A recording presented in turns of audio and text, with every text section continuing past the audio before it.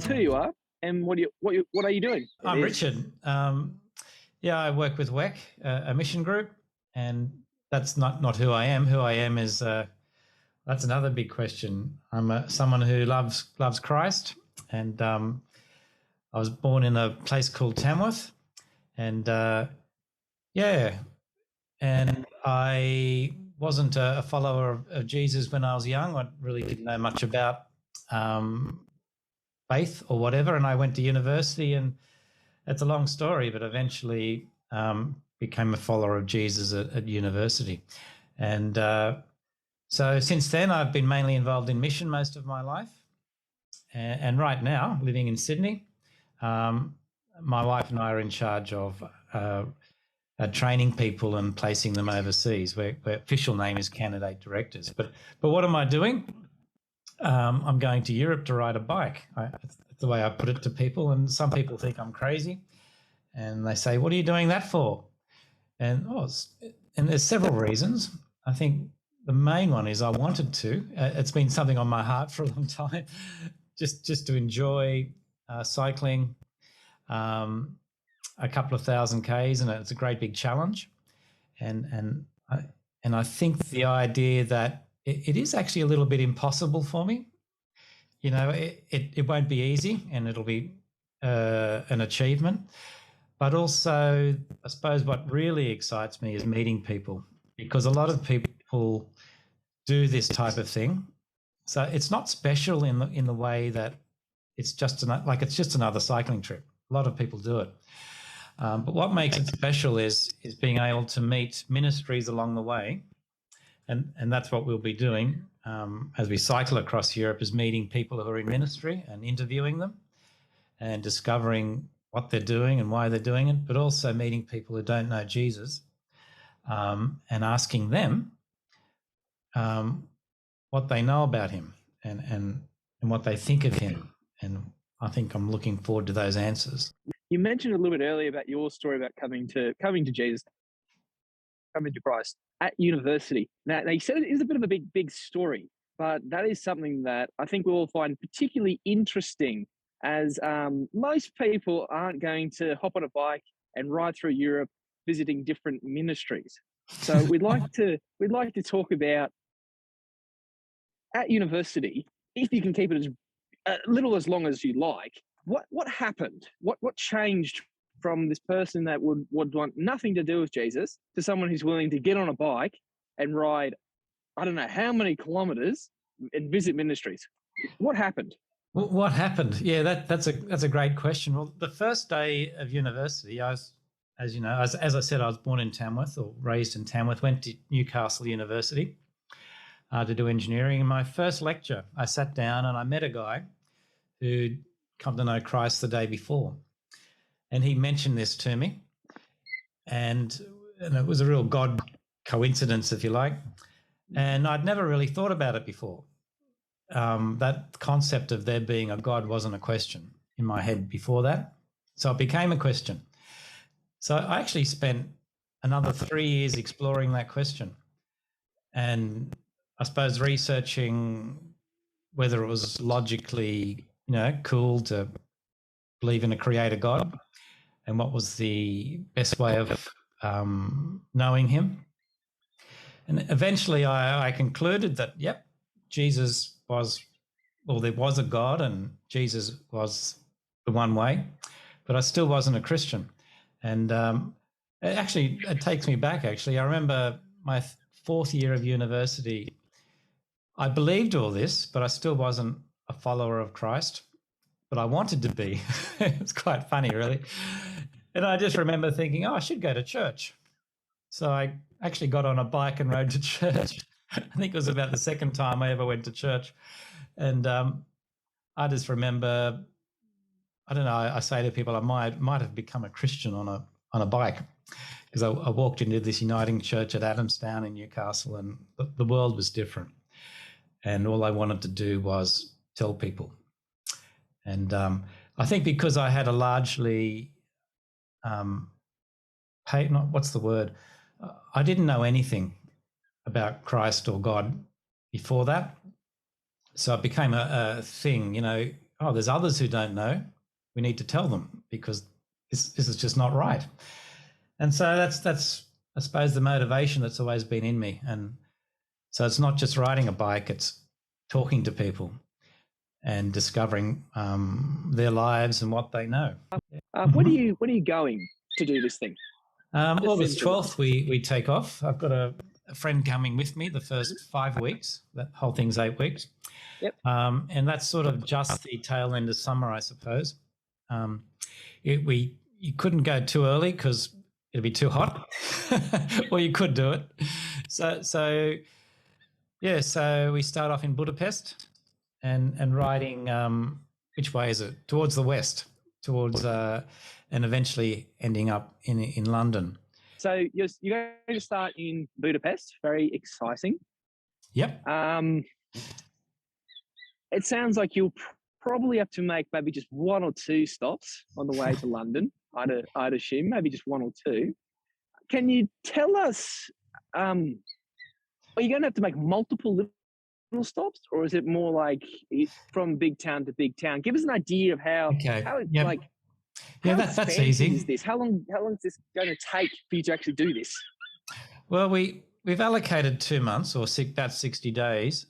So yeah, the really big towns, like Budapest, Vienna, Munich, they're about 2 to 3 days apart in riding distance.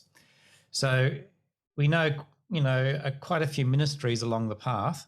So probably every maybe 4 or 5 days we'll stay at a place where they're doing ministry, maybe to refugees or training missionaries or whatever. But those in between times, so we'll have probably about, 35 nights where we're not in actual places where we know people. So we've got a camp, find somewhere to stay. There's actually a network called Warm Showers where you can, if you're a bike tourer, you can get on the web and find somewhere to stay, a bit like an Airbnb for bike tourists. So we'll be staying with in essence a fairly random. It's a little bit random. We're not sure who we're going to meet, and that's exciting because we know that God will direct, and that's probably what really excites us is because, as you know, nothing is coincidence. Whoever you meet today or on a bike trip is not coincidental.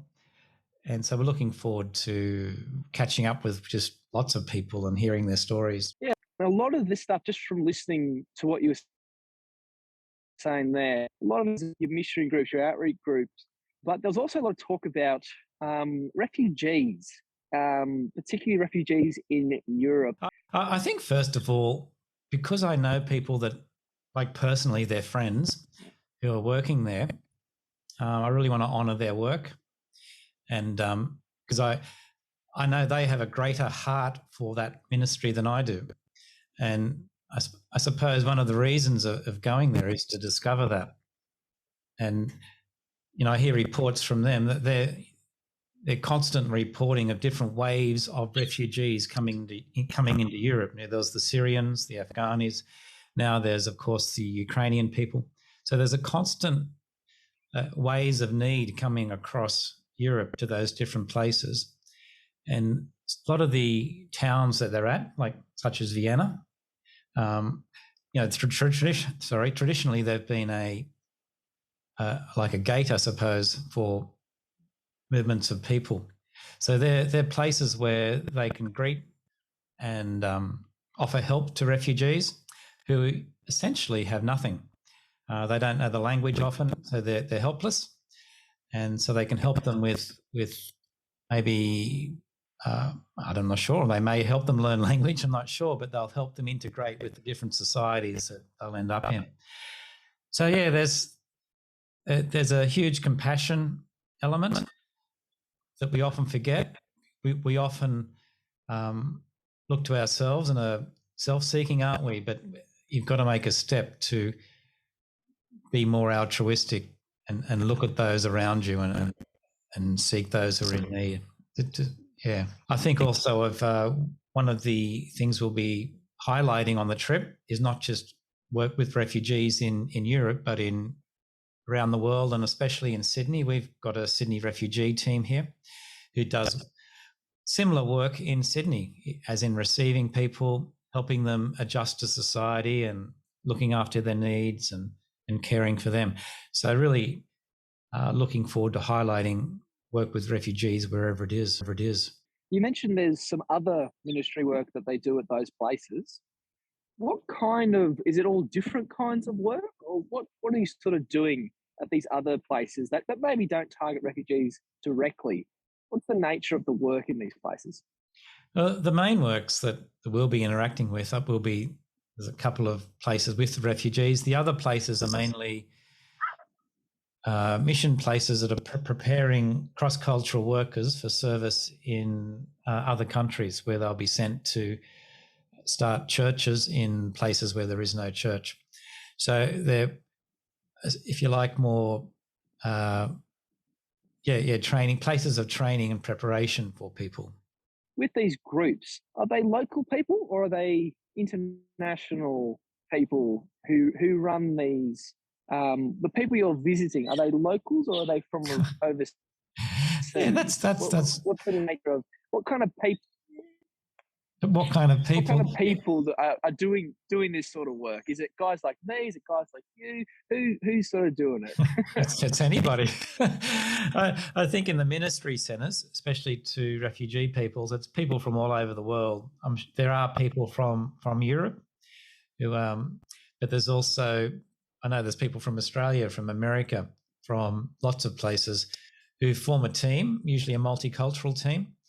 Actually always a multicultural team these days, who decided to leave their home country and to help others and to reach others with Christ. So, for instance, in Vienna or Mulhouse or other places, they would be a multicultural team, and people of all different ages, quite a diverse team. In the places where they're preparing missionaries for service, they would probably be more of a team that would be more of the nationality of the country they're in, but I'd say definitely there would be people from other countries as well that form a multicultural team.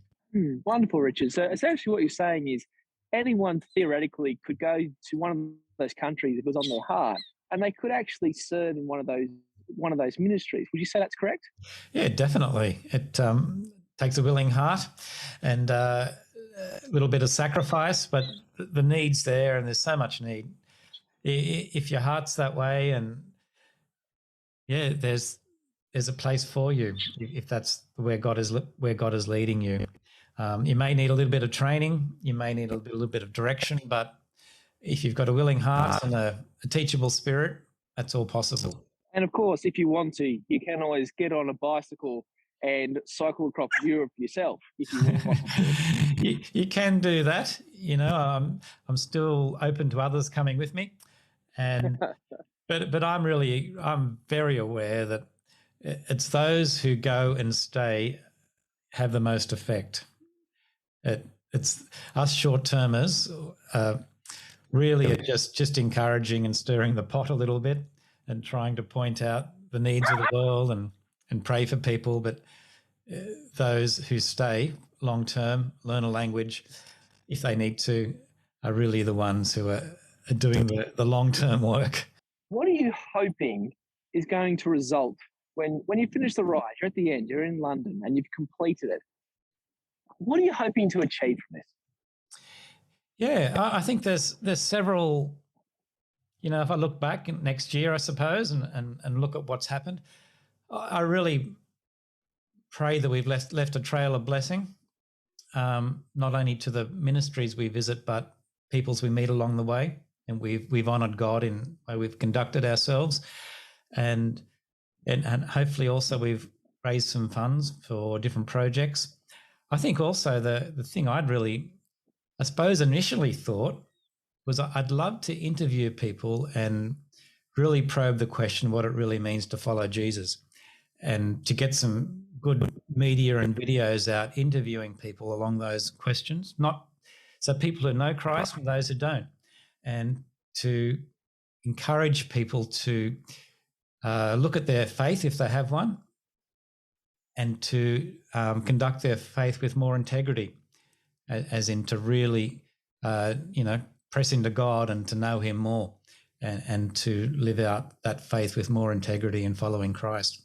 So I suppose that's a desire that I really would like to see. Well, wonderful, Richard. Well, best of luck to you, mate, with the trip. And obviously, God bless as well. And we're looking forward to seeing some of those videos that you're going to capture from the people on the way. That's very, very exciting indeed. Thank you for your time. Yep. Thanks, John.